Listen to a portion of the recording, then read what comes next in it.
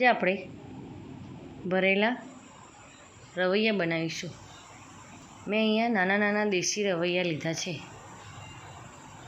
પછી તેને સાફ કરીને 4 ચીરા પાડી દીધા છે ઉપરથી।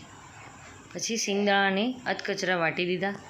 તેમાં ચણાનો લોટ, હળદર, ધાણા પાવડર, લાલ મરચું, મીઠું અને લસણની ચટણી પણ મેં અંદર નાખી છે, એટલે ટેસ્ટ સારો આવે।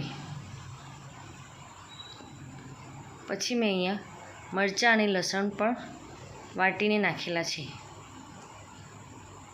થોડો ગરમ મસાલો અને તમારે જોઈતું હોય એટલું તેલ પણ નાખો। તીખું તમે તમારા સ્વાદ પ્રમાણે બનાવી શકો છો।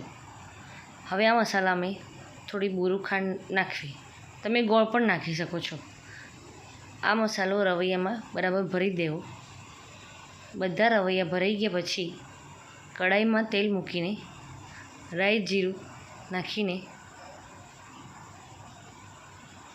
તેમાં લસણ મરચાંની પેસ્ટ પણ નાખવી, હળદર અને હિંગ નાખવી। પછી પેલા ભરેલા રવૈયા નાખવા। અહીં મેં બટાકા પણ નાખેલા છે, એટલે ભરેલા રવૈયા અને બટાકાનું શાક। પછી અડધો ગ્લાસ પાણી નાખવું અને તમારે જો વધારે તીખું જોઈતું હોય તો ઉપરથી મસાલો ડબલ કરવો। હળદર, મીઠું, મરચું અને લીલું મરચાંનું પણ પેસ્ટ નાખવી।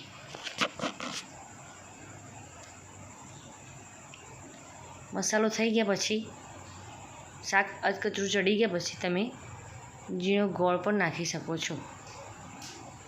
ભરેલા રવૈયા બટાકાનું શાક બાજરીના રોટલા જોડે સરસ લાગે છે। શાક તૈયાર થઈ ગયું।